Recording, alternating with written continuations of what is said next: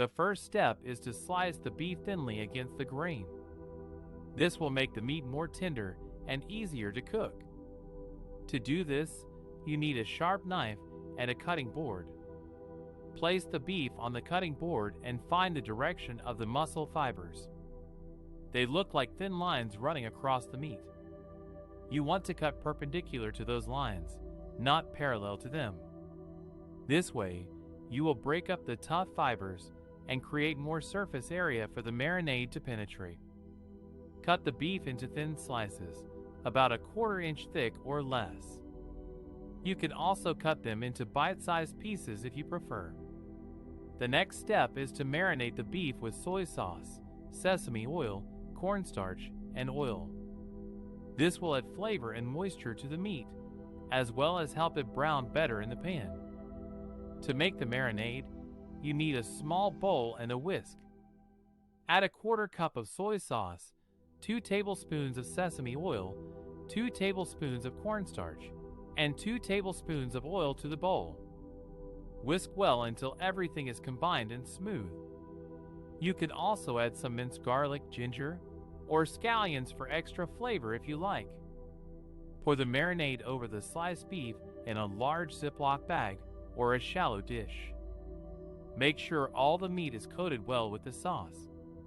Seal the bag or cover the dish and refrigerate for at least 15 minutes or up to 2 hours. The beef is now ready to be cooked in your stir fry. You can use a wok or a large skillet over high heat. Add some oil and heat it until it shimmers. Add the beef in a single layer and cook for about 2 minutes per side, or until browned and cooked through. Transfer to a plate and keep warm while you cook the rest of your ingredients. To cut the peppers, you will need a sharp knife and a cutting board. First, wash the peppers and pat them dry with a paper towel. Then, cut off the stem and the bottom of each pepper. Next, slice the pepper in half and open it up. You will see the seeds and the white membrane inside. If you want less heat in your stir fry, you can remove these parts with your knife or a spoon. Be careful not to touch your eyes or mouth after handling the seeds, as they can be spicy. After removing the seeds and membrane, lay each pepper half flat on the cutting board. Cut it into thin strips along the length of the pepper. You can make them as thin or thick as you like, depending on your preference. Repeat this process with all the peppers you have. You can use any color of peppers you want, such as green, red, yellow, or orange. They will add a nice crunch and color to your dish. Once you have cut all the peppers into strips, you are ready to cook them with the beef and salted flower petals. To make the sauce, you will need the following ingredients: garlic, brown sugar, soy sauce, sesame oil, ginger, sriracha, and cornstarch. You can adjust the amount of each ingredient according to your taste and preference. First, peel and mince the garlic. You will need about 2 cloves of garlic for this recipe. Garlic adds a nice flavor and aroma to the sauce. Next, measure out the brown sugar. You will need about a 1/4 cup of brown sugar for this recipe. Brown sugar gives the sauce a sweet and caramelized taste. Then, measure out the soy sauce. You will need about a 1/3 cup of soy sauce for this recipe. Soy sauce adds saltiness and umami to the sauce. After that, measure out the sesame oil. You will need about 2 tablespoons of sesame oil for this recipe. Sesame oil adds a nutty and toasted flavor to the sauce.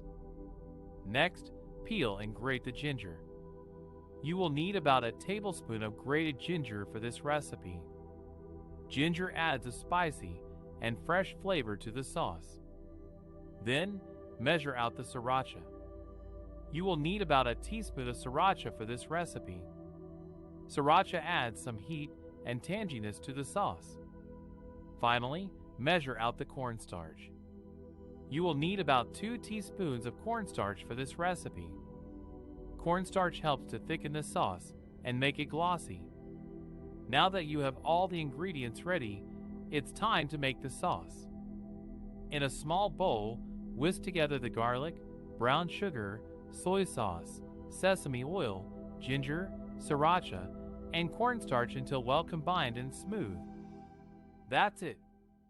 You have just made your own delicious sauce for your beef and pepper stir-fry with salted flower petals. Enjoy! To make salted flower petals, you will need some edible flowers, salt, and an oven or a microwave. Here are the steps to follow. First, rinse the flowers gently under cold water to remove any dirt or insects. Pat them dry with a paper towel or a clean cloth.